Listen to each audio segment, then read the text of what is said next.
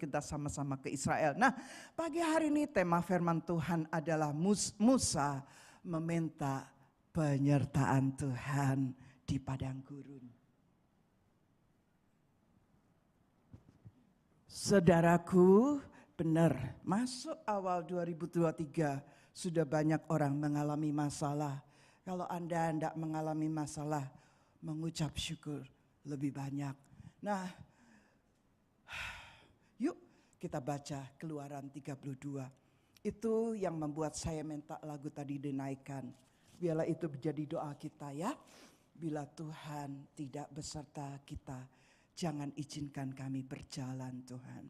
Yuk kita baca ayat 1, 3, dan 4. Ketika bangsa itu melihat bahwa Musa mengundur-undurkan turun dari gunung itu, maka berkumpullah mereka mengerumuni Harun dan berkata kepadanya, mari buatlah untuk kami Allah yang akan berjalan di depan kami. Sebab Musa ini orang yang telah memimpin kami keluar dari tanah Mesir. Kami tidak tahu apa yang telah terjadi dengan dia. Lanjut 3 dan 4, 1, 2, 3. Lalu seluruh bangsa itu menanggalkan anting-anting emas yang ada pada telinga mereka dan membawanya kepada Harun. 4. Diterimanya itu dari tangan mereka, dibentuknya dengan pahat dan dibuatnyalah daripadanya anak lembu tuangan. Kemudian berkatalah bangsa Israel, berkatalah mereka, hai Israel, inilah Allahmu yang telah menuntun engkau keluar dari tanah Mesir. Jadi sebelum saya masuk dalam tema khotbah saya, Musa meminta penyertaan Tuhan di padang gurun. Ini waktu Allah sudah memimpin mereka keluar dari Mesir dengan perbuatan tangannya yang ajaib. 10 tanda harus dilakukan oleh Allah kepada Firaun supaya hanya Firaun mengizinkan. Waktu mereka keluar dari Mesir, mereka harus menghadapi masalah besar, yaitu apa? Laut Merah. Dan lagi-lagi Allah buat mujizat, bahkan itu saya bilang, buat mujizat yang terbesar yang dilihat secara mata. Bagaimana Allah membelah Laut Merah. Jadi seharusnya bangsa Israel, bangsa pilihan Allah ini, betapa kuatnya mereka. Karena mereka memiliki Allah yang menyertai mereka. Tetapi dalam perjalanan mereka setelah keluar dari Mesir, banyak dosa demi dosa, banyak kejahatan demi kejahatan yang bangsa ini lakukan. Kalau saya merenungkan ya, kok seperti kita loh bangsa Israel ini saudara. Beneran caranya suka berontaknya, suka melawan Allah, suka membuat berhala. Tapi kita gak sadar kalau kita membuat berhala. Bahkan kita gak sadar kalau banyak berhala-berhala di dalam hati kita. Waktu saya belajar firman ini, bukan hanya saya mengerti, tapi saya juga lebih tahu berhala yang ada di dalam hati saya. Itu sebabnya saya sangat membutuhkan penyertaan Tuhan. Nah, jadi waktu Keluaran 32 itu menceritakan bagaimana Musa itu tidak jalan-jalan. Ya seperti kami nanti bukan jalan-jalan juga, perjalanan rohani. Musa itu naik ke Gunung Sinai dan dia bertemu dengan Allah. Karena Allah akan memberikan perintahnya kepada bangsa Israel. Itu nanti yang akan kami kunjungi yang namanya Gunung Sinai. Jadi kami encourage bagi peserta yang kuat. Yuk naiklah ke Gunung Sinai. Karena di situ tempat di mana Musa menerima 10 perintah Allah. Nah sementara Musa ini gak holiday. Musa ini menjalankan perintah Tuhan. Tapi ini loh, bangsa Israel yang dipimpin oleh Musa ini loh. Wow, saya nih geleng-geleng kepala. Makanya aduh Tuhan ampuni kan gitu. Kalau ternyata bangsa ini yang begitu dipimpin dengan begitu dahsyatnya. Karena penyertaan pengurapan Allah adalah Musa. Tapi mereka masih bahkan benar-benar menyepelekan Musa. Nah perhatikan apa yang membuat mereka kepengen membuat berhala, kepengen membuat Allah lain sih. Apa yang membuat mereka pengen membuat anak lembu emas, kemudian menyembah apa? Perhatikan keadaan yang mengarah pada perilaku penyembahan berhala ini. Setelah Musa naik ke Gunung Sinai untuk berbicara dengan Allah, orang-orang bangsa Israel itu jadi gelisah. Kok lama banget sih holiday-nya? Itu kalau holiday. Dia enggak holiday loh, dia sedang bertemu dengan Allah. Tapi ini loh bangsanya ini.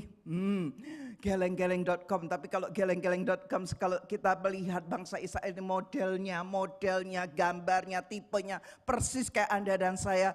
Anda lebih geleng-geleng lebih lagi karena gitu ya. Oke. Nah, keadaan inilah yang kemudian mengobarkan keinginan bangsa Israel, sesuatu yang secara inherent, sesuatu yang secara kebiasaan menyenangkan untuk memiliki sumber keamanan dan jaminan bagi diri mereka sendiri.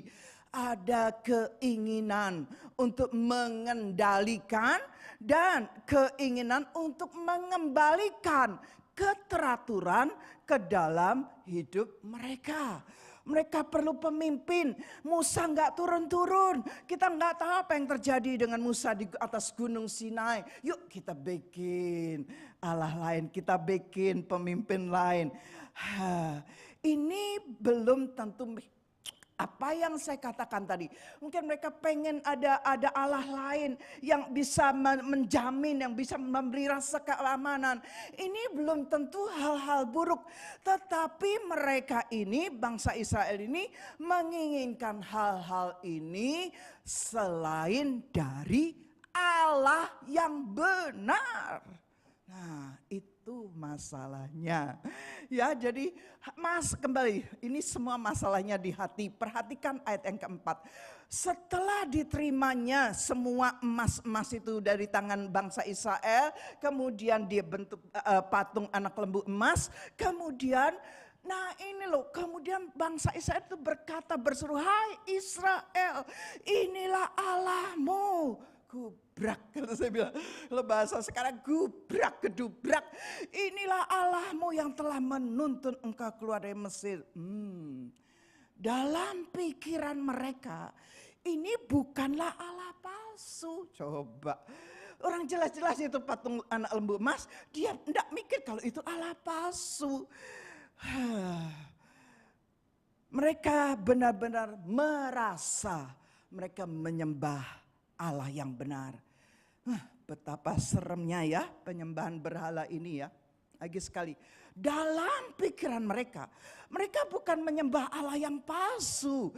Mereka menyembah benar-benar menyembah Allah yang benar. Lihat. Ayat 34, loncat langsung Keluaran 32 ayat yang ke-34, ayat yang terakhir. Ini Allah marah setelah ada negosiasi. Waktu di Keluaran 32 sebelum Musa turun ke bawah, ini kan Musa masih di atas gunung. Allah tuh sudah lihat, Allah langsung bilang, "Musa cepet turun. Aku mau bunuh itu semua bangsa Israel." Katanya, coba tuh mereka membuat patung anak lembu emas, aku mau binasakan semua bangsa ini. Bangsa ini bangsa kelakuannya jahat di mataku. Saudara jangan ikut mengecam bangsa Israel. Saya ulangi, keadaan bangsa Israel waktu semakin saya pelajari, modelnya itu sama dengan Anda dan saya. Termasuk saya juga ya. Modelannya nih kayak bangsa Israel ini loh. Sering bersungut-sungut, sering ngomel, sering kecewa, sering apalagi tersinggung, apalagi sudahlah macam-macam modelannya ya gitu ya. Nah, dalam Keluaran 32 ada negosiasi. Allah marah saat itu Musa masih di atas gunung. Sehingga Musa bilang, Tuhan, kalau kamu mau bunuh tuh semua bangsa Israel, apa kamu enggak jadi bahan omongan? Kamu bawa bangsamu keluar dari Mesir hanya untuk membunuh mereka. Akhirnya nego nih Musa nih sama Allahnya. Dan akhirnya Musa mencoba lagi melunakkan hati Allahnya. Allah, kalau engkau mungkin benci kecewa sama bangsamu, ingat janjimu kepada Allah, kepada Abraham, kepada Ishak dan kepada Yakub. Wah, pokoknya Musa berusaha melunakkan hati Tuhan supaya tidak membinasakan. Singkat cerita, ya sudah, pokoknya turun sekarang kamu, katanya Allah. Begitu Musa turun, nah ini begitu Musa turun kaget. 2 loh batu yang isi 10 perjanjian Allah dibanting ke kaki gunung dan hancur.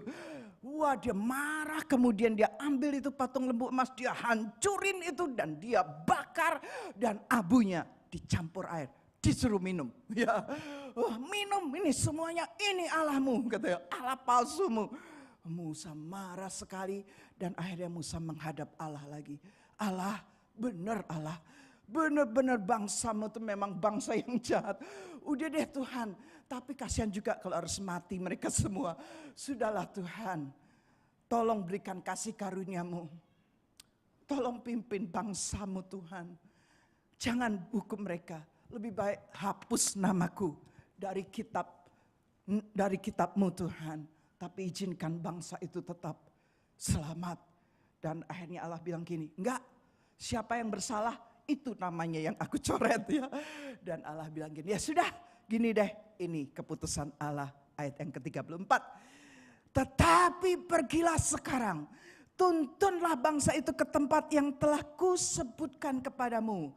Akan berjalan malaikatku di depanmu.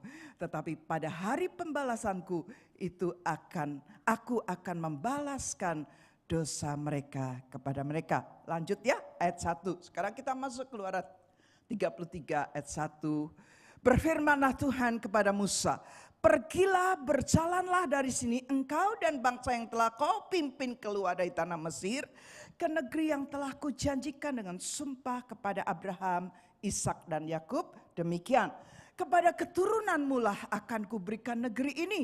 Aku akan mengutus seorang malaikat berjalan di depanmu dan akan menghalau orang Kanaan, orang Amori, orang Het, orang Feris, orang Hewi dan orang Yebus. Ayat yang ketiga, yakni ke suatu negeri yang berlimpah-limpah susu dan madu seperti di Sydney. Sebab aku tidak akan berjalan di tengah-tengahmu karena engkau ini bangsa yang tegar tengkuk, kepala batu, ya, supaya aku jangan membinasakan engkau di jalan. Nah, setelah negosiasi akhirnya Allah memberikan hukuman kepada bangsa Israel. Pernyataan ini merupakan hukuman Allah diulang 2 kali. Keluaran 32 ayat 34, Keluaran 33 ayat 3. Ya, ayat 2 dan 3. Allah ini pernyataan merupakan penghukuman Allah atas Israel. Allah Yehova sendiri bukan sekedar utusannya yang ada di bukan sekedar utusannya yang ada di tengah mereka sebelum itu, tetapi sekarang aku ya Allah tidak akan berjalan di tengah-tengah bangsa Israel. Ini berarti Tuhan tidak mau menuntun bangsa Israel. Penyertaan Tuhan tidak lagi tersedia bagi Israel. Dan ini ancaman. Saudaraku, dengan pengajaran kasih karunia kita enggak mengikuti hyper grace, tetapi dengan doktrin Injil Gospel ya, akan banyak ditekankan tentang kasih karunia. Memang kita butuh banget kasih karunia. Tapi kasih karunia yang kita butuhkan bukan akhirnya Anda dan saya melakukan dosa, minta ampun dosa, minta ampun dosa, bukan. Tetapi dengan kasih karunia yang kita terima, justru kita tahu betapa kita sangat berharga. Betapa Allah sudah mati melalui anaknya, dia mati di kayu salib. Itu loh tujuannya, bukan akhirnya Anda take for granted dosa, kasih karunia, dosa, kasih karunia. Nah, ketika bangsa itu mendengar ancaman yang mengerikan ini, berkabunglah mereka dan seorang pun tidak ada yang memakai perhiasan. Berfirmanlah Tuhan kepada Musa, katakanlah kepada orang Israel, kamu ini bangsa yang tegar tengkuk. Jika aku berjalan di tengah-tengahmu sesaat pun, tentulah aku akan membinasakan kamu. Oleh sebab itu, tanggalkanlah perhiasanmu, maka aku akan melihat apa yang akan kulakukan kepadamu. Nanti Anda baca sampai ayat yang ke-11, Saya coba supaya Anda mengikuti perkataan saya, tapi Anda juga mengikuti apa yang saya tulis. Di situ saya tuliskan bagaimana Allah memberikan hukuman, itu saya ulangi, Keluaran 32, 34, Keluaran 33, 1 dan 3. Bahkan Allah mengulang di ayat yang kelima, kalau aku harus berjalan di tengah-tengahmu, udah tak bunuh kamu semua bangsa Israel. Itu sebabnya biar aku tidak panas hati, tidak marah, tak kirim malaikatku. Mungkin Anda bertanya, kok Allah bisa marah ya? Bisa kali. Karena bangsa yang dipilih, bangsa yang dikasih, yang melihat perbuatan Allah yang besar, yang ajaib, yang luar biasa. Kok tegar tengkuk, kepala batu, kepalanya batu ya. Tegar tengkuk itu mokong bin dokong bin sombong bin apa lagi. Ya yang aneh-aneh, makanya saya bilang kadang-kadang tidak beda dengan kita loh saudara. Hati-hati ya. Nah, saya langsung loncat ayat yang ke-9. Apabila Musa masuk ke dalam kemah itu, turunlah tiang awan dan berhenti di depan pintu kemah dan berbicara Tuhan kepada Musa. Setelah seluruh bangsa itu melihat, bahwa tiang awan berhenti di pintu kemah, maka mereka pun bangun dan sujud menyembah masing-masing di pintu kemahnya. 11. Dan Tuhan berbicara kepada Musa dengan berhadapan muka seperti seorang berbicara kepada temannya. Kemudian kembalilah ia ke perkemahan. Tetapi abdinya Yosua bin Nun, seorang yang masih muda, tidaklah meninggalkan kemah itu. Saya ayat 11 ini sedikit bergeser ya, kagum dengan Yosua. Yosua itu abdi. Abdi itu apa? Kalau bahasa sekarang tuh kacung, pembantu, asisten gitu ya. Asistennya Musa, pendampingnya Musa yang disuruh-suruh, nah itu Joshua. Joshua tetap setia, dia tidak diberi jabatan apapun, dia tetap setia. Dia cuma statusnya pembantunya Musa, dia tetap setia, dia tetap ada di kemah. Wow, betapa diberkatinya Musa. Di samping Musa harus diberontak hampir sering kali bangsa Israel itu berontak kepada Musa. Bersungut-sungut, marah, maki-maki apalagi. Semuanya dilakukan bangsa Israel kepada Musa. Tapi Joshua tetap tinggal bersama dengan Musa. Saudaraku, luar biasa ya. Kembali kepada firman Tuhan. Kalau kita lihat ayat 4-11. Kita bisa melihat bahwa ada pertobatan dari bangsa Israel. Mereka mulai gini, dengan mereka melepaskan, waktu Allah bilang suruh mereka melepaskan anting-anting dari telinga, mereka lepaskan semuanya, mereka berikan kepada Musa. Dan waktu mereka melihat Musa bisa tiang awan berhenti di kemah dan Musa bisa bercakap-cakap, ada sebuah kerinduan. Bangsa itu mulai merasakan beratnya hukuman Allah. Dan di dalam kesedihan mereka membuang semua perhiasan. Itu tanda perkabungan. Jadi kalau mungkin zaman sekarang sudah enggak ya, berkabung, keluarga yang berkabung masih pakai perhiasan. Tapi zaman dulu khususnya di era saya masih remaja, kalau kami datang ke tempat perkabungan, kami harus pakai baju hitam-hitam atau putih hitam, dan kami tidak pakai barang mewah, perhiasan, kami lepas, kami datang dengan segala keberadaan yang sederhana dari hidup kita. Nah itu zaman saya. Tapi kalau zaman sekarang sepertinya ini sama dengan dikatakan itu tanda perkabungan bahwa bangsa Israel bertobat dengan melepaskan semua perhiasan mereka. Nah kemudian dikatakan di ayat yang ke-11, kemudian Musa itu membangun kemah di luar daerah Israel, perkemahan Israel. Kemudian Musa membuat kemah, dia bangun kemah dan dia buat kemah yang dinamakan kemah pertemuan. Ini bukan kemah suci, ini kemah pertemuan di mana Musa, setiap kali Musa mau bertemu dengan Tuhan atau Tuhan mau bertemu dengan Musa, maka Musa harus keluar dari perkemahan Israel, masuk dalam kemah pertemuan, sehingga di situ dikatakan waktu tiang awan turun atas kemah tersebut, kemah pertemuan tersebut, mereka bangsa Israel akan tahu, Allah sedang berbicara dengan Musa. Nah, Musa membuat kemah pertemuan untuk mencari Tuhan. Saya ulangi, kemah pertemuan ini bukanlah kemah suci. Musa mendirikan kemah di luar perkemahan, sebuah tempat ibadah sementara di mana Musa bisa berjumpa dengan Allah Yehova dan orang-orang yang mencari Tuhan dapat datang. Itu zaman Musa, tapi zaman Yesus, waktu Yesus mati di kayu salib, maka dikatakan bait Allah, pintu bait Allah itu terbuka sehingga setiap kita bisa setiap saat menghadap ke hadirat Allah, kita bisa bertemu, kita bisa berjumpa dengan Allah. Demikian juga saat itu kemah pertemuan, tapi setelah Yesus mati dan bangkit, maka kita at any time kita bisa masuk dalam hadirat Tuhan dan kita bertemu dengan Tuhan. Saku, rindulah, milikilah keinginan untuk semakin hari semakin intim dengan Tuhan. Masuk 2023, sebentar lagi lihat Toto 2024, sebentar lagi 2025. Wow, betapa kita sangat membutuhkan Tuhan. Nah, sebuah tempat ibadah sementara di mana Musa bisa berjumpa dengan Allah Yehova dan orang-orang yang mencari Tuhan dapat datang.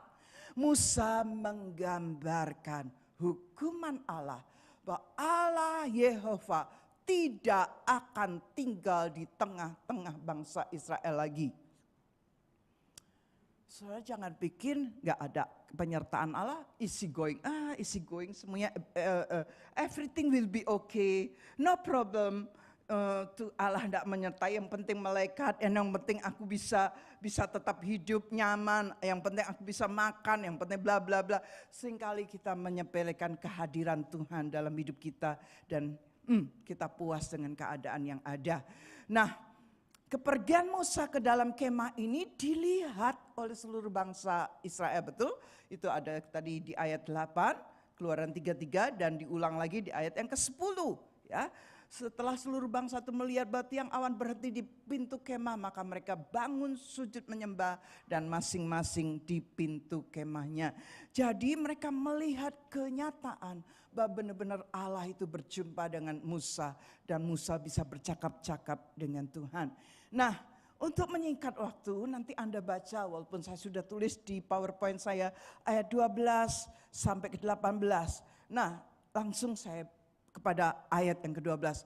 Ketika Tuhan berfirman, aku mengenal namamu. Ini menunjukkan hubungan yang khusus antara Tuhan dengan Musa. Ini loh yang saya rindu, miliki hubungan yang khusus antara Allah dengan Anda, antara Allah dengan saya.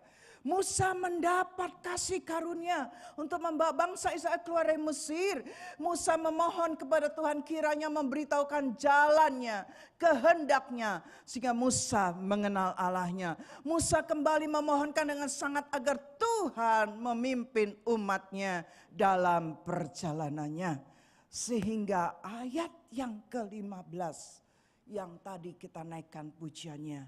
Ayat 15 berkata, Musa berkata, jika engkau sendiri Tuhan tidak membimbing kami, janganlah suruh kami berangkat dari sini.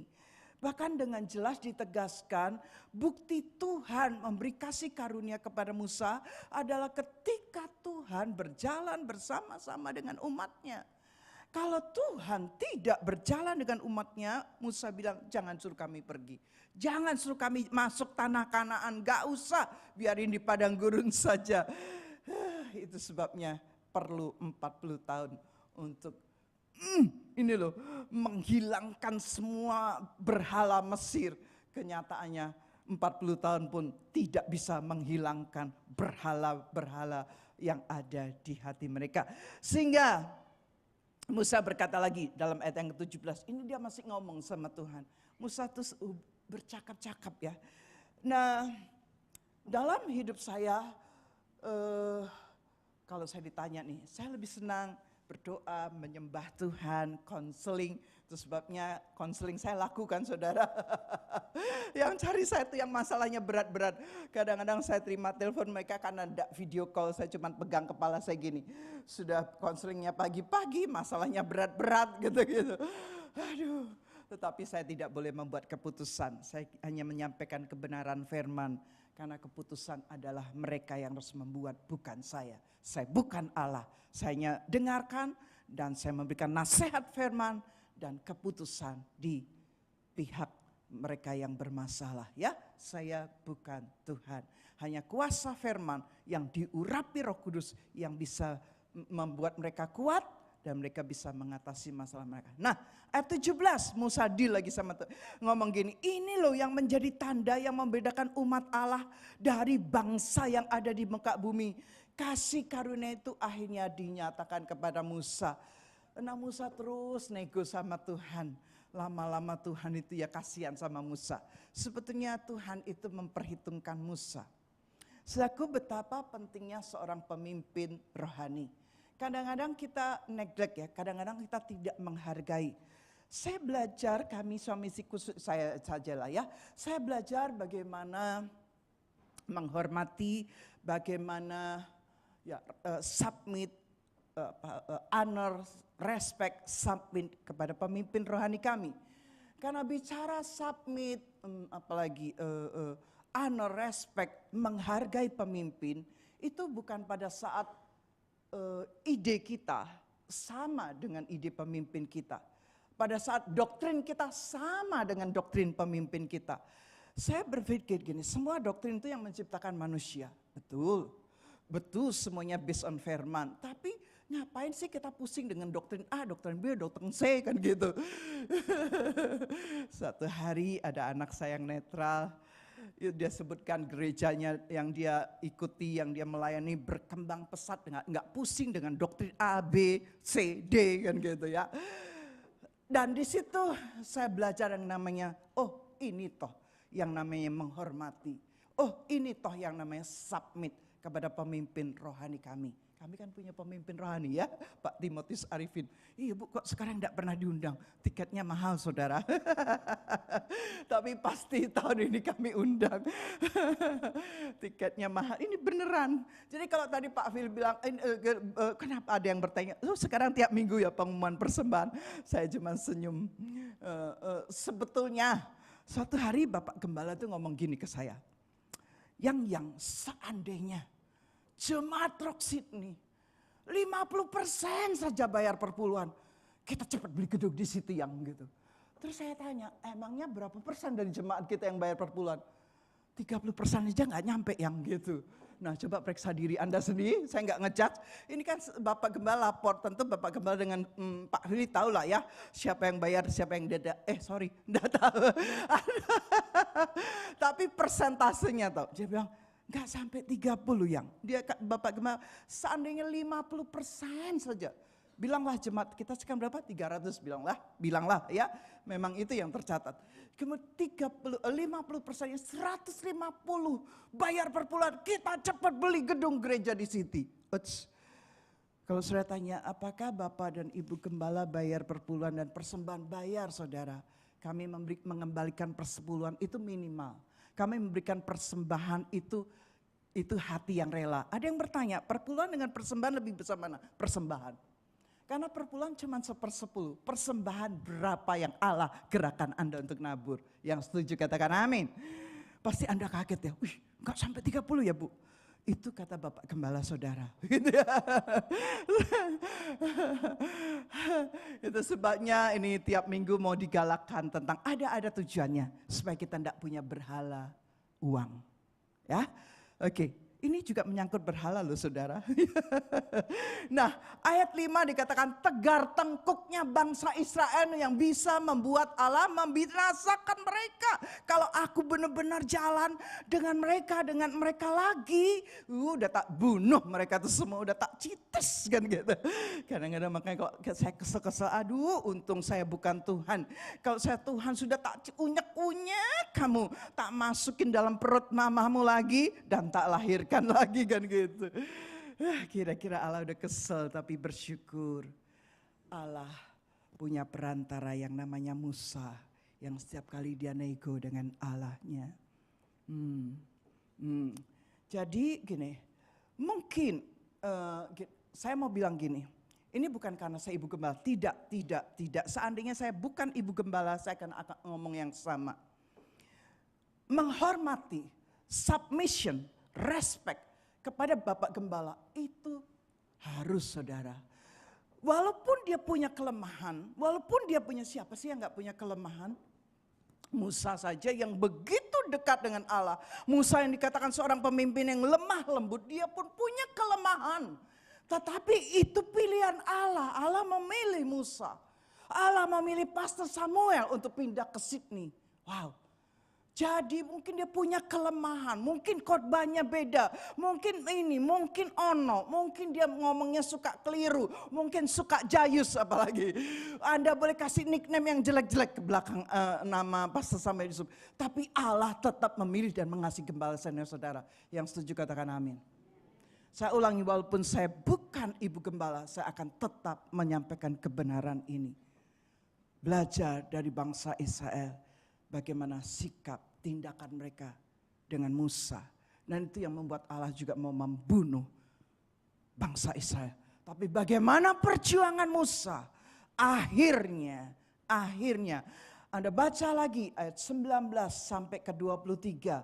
Ayat 20 saja. Lalu firman-Nya kepada Musa, engkau tidak tahan memandang wajahku, sebab tidak ada orang yang memandang aku dapat hidup. Ayat 23, kemudian aku akan menarik tanganku dan engkau akan melihat belakangku, tetapi wajahku tidak akan kelihatan. Lihat, engkau akan melihat belakangku, ada hanya cahaya saja yang Allah tinggalkan di belakangnya, namun tetap dapat menunjukkan sama-sama bagaimana kecemerlangan hadiratnya yang sesungguhnya. Nah, ayat 12 sampai 23 ini bicara tentang pemulihan hubungan Allah dengan Israel. Karena dalam ayat yang ke-15, waktu Musa tetap berkata kepada Allahnya, jika engkau sendiri tidak membimbing kami, jika Allah tidak membimbing gereja lokal Rock Sydney, jika Allah tidak membimbing Lydia, jangan suruh Lydia berangkat dari sini. Wow, untuk masuk tanah perjanjian. Haleluya.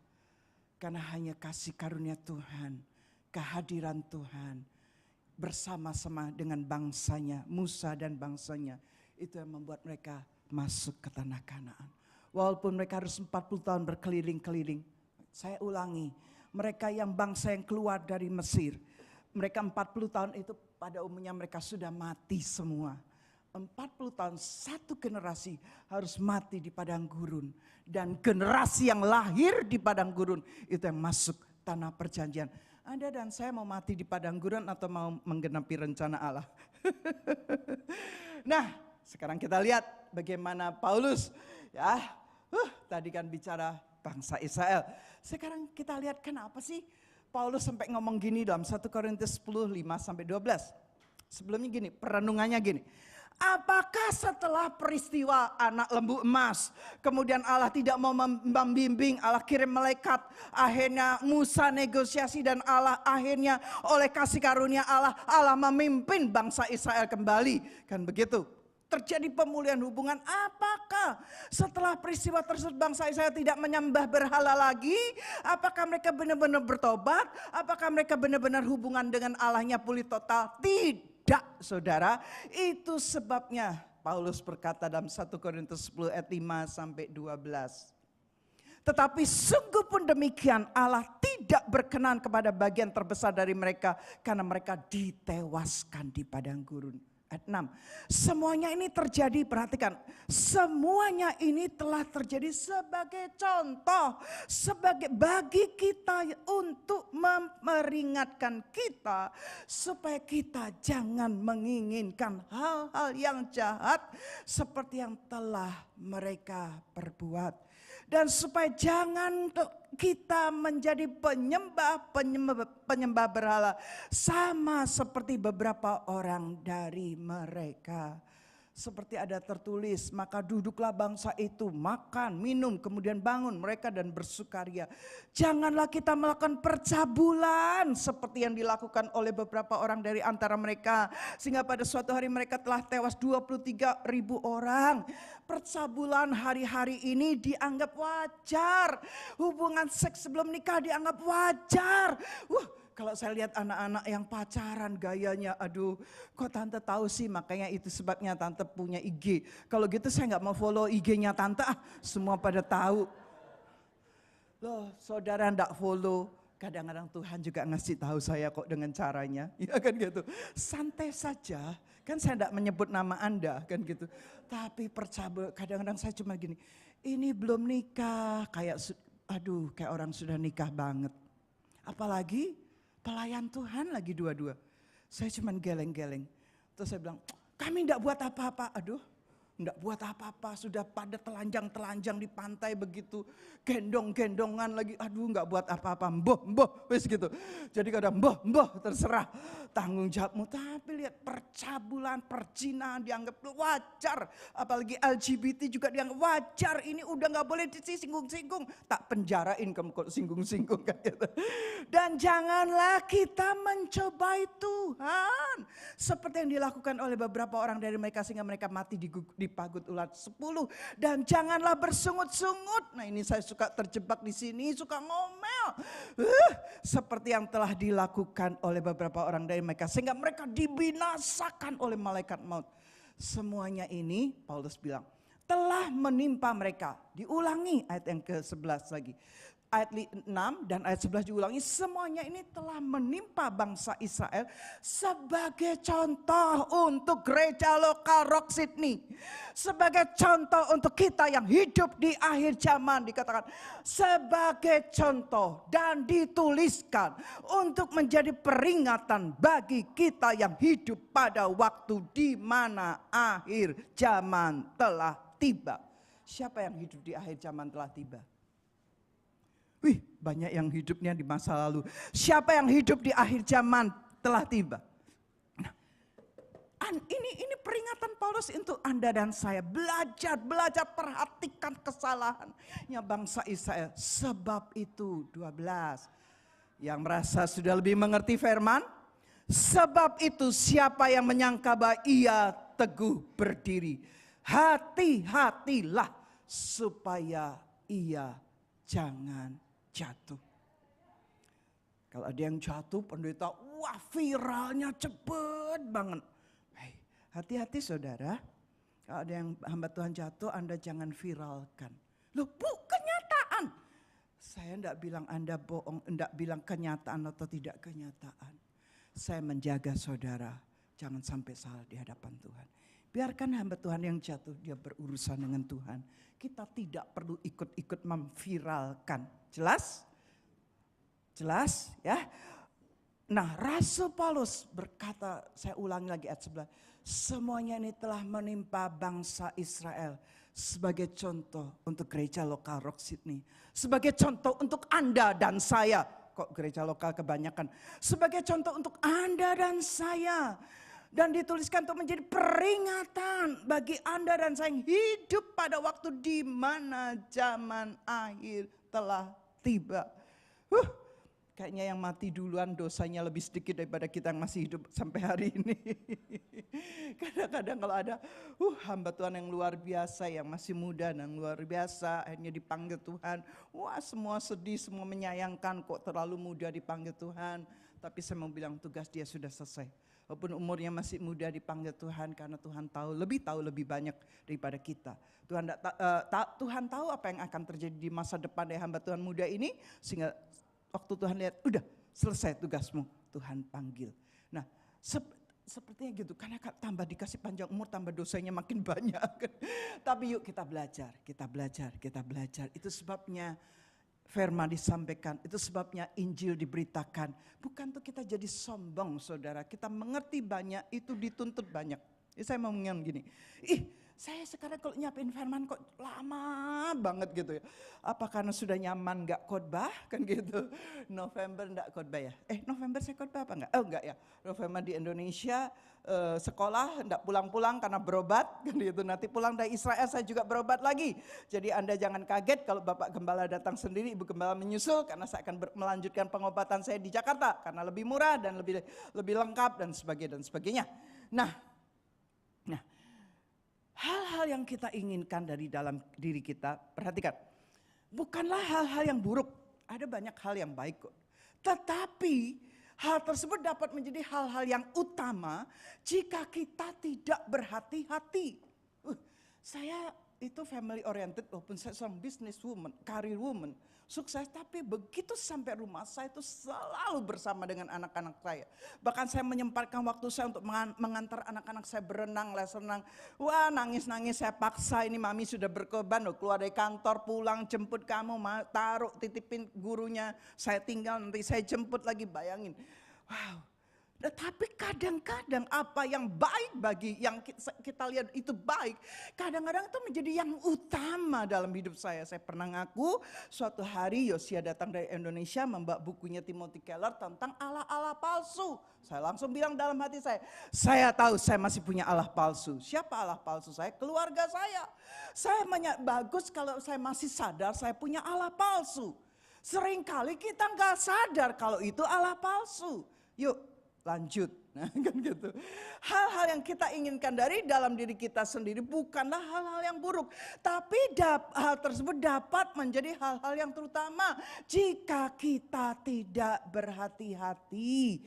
Kalau itu terjadi kita menjadi terpicu oleh keinginan untuk menyembah berhala. Bahkan apa yang disebut perbuatan benar dapat didorong oleh motivasi dosa. Loh bukan benar dia salah. Loh bukan dia benar buat dosa. Terus Anda pikir Anda benar membicarakan kesalahan, kejatuhan, kelemahan orang-orang di sekitar Anda. Dan Anda mulai bergosip satu dengan lain. Ini kecenderungan orang Indonesia. Saya pikir dulu kecenderungan orang Indonesia saja. Ternyata kecenderungan orang pada umumnya itu suka gosip. Nah ini sepertinya benar. Oh, gue gak ngomongin kok. Gue ngomong kenyataan. Gue gak gosip kok. Gue kan ngomong kenyataan. Nah, seringkali saya juga terjebak. Padahal motivasi saya apa sih? Kan gitu. Motivasinya itu dosa. Itu sebabnya satu Yohanes Rasul yang Yohanes dengan simple dia bilang gini. Anak-anakku, waspadalah terhadap segala penyembahan berhala. Pagi hari ini izinkan saya berbicara anak-anak rohaniku yang ada di gereja lokal Rock Sydney. Waspadalah, berhati-hatilah terhadap segala penyembahan berhala. Kami pernah bikin buku klub namanya Book Club ya by Zoom, God's at War. Tapi buku yang lebih bagus itu lebih detail adalah Allah-Allah palsu yang ditulis oleh Timothy Keller.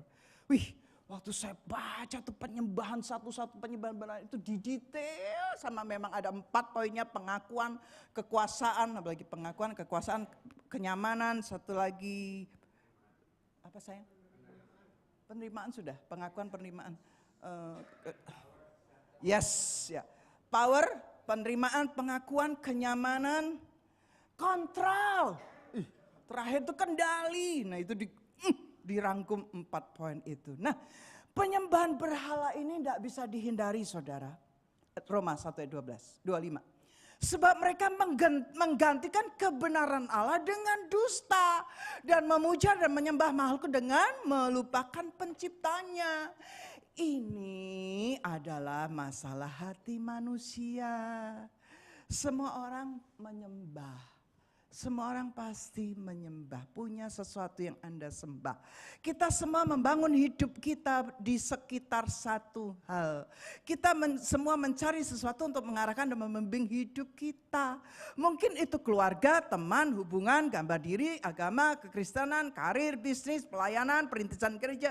Semua dapat menjadi hal-hal yang kita bangun, yang kita banggakan, dan akhirnya yang jahat dari penyembahan berhala adalah kita sering tidak sadar sedang melakukannya.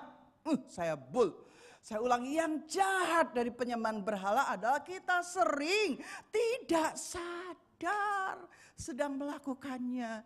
Kecuali kita sempurna seperti Yesus. Belum ada yang sempurna kan? Kan gitu. Jadi kita bisa mengatakan penyembahan berhala tidak bisa dihindari. Akan tetapi Roma 5:8, akan tetapi Allah menunjukkan kasih-Nya kepada Anda dan saya. Oleh karena Kristus telah mati untuk dosa kita, Anda dan saya, ketika kita masih berdosa. Inilah kebaikan Injil. Bicara doktrin Injil, bicara tentang pengorbanan Yesus di kayu salib. Dia mati, dikatakan Allah menunjukkan kasih-Nya. Dia telah mati ketika Anda dan saya masih berdosa. Dan inilah yang saya katakan kebaikan Injil. Walaupun kita masih berdosa. Saya percaya hari ini kita masih punya berhala kok. Termasuk yang khotbah kan gitu. Saya nih, minggu lalu saya dengerin Acen khotbah, waduh berhala saya banyak. Terus saudara enggak boleh bilang gitu, kalau gitu Acen enggak punya berhala, siapa bilang gitu ya. Kita enggak ada yang bisa menghindari kecuali tadi kebaikan Injil ini loh. Kasih karunia Allah walaupun kita masih berdosa. Yesus datang kepada kita. Yesus adalah perantara yang lebih baik daripada Musa. Musa tidak berhasil menyelamatkan para penyembah berhala dari murka Allah. Namun Yesus mengambil murka yang pantas kita terima. Dia bukannya marah. Yesus bukannya marah kepada kita karena dosa kita. Tetapi dia menunjukkan bahwa dia adalah kasih. Yesus tidak tinggal di kemah, di belakang batu, atau melalui utusan seperti malaikat.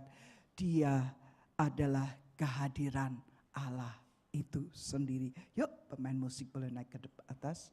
Singer, worship leader boleh naik ke atas. Yesus adalah kehadiran Allah sendiri. Hadiratnya, waktu kita menikmati hadirat Allah, itulah kehadiran Allah sendiri. Haleluya. Saya tutup dengan 2 Korintus 3 ayat 16 dan 18. Perhatikan, saya ulangi. Bicara penyembahan berhala, ini masalah hati.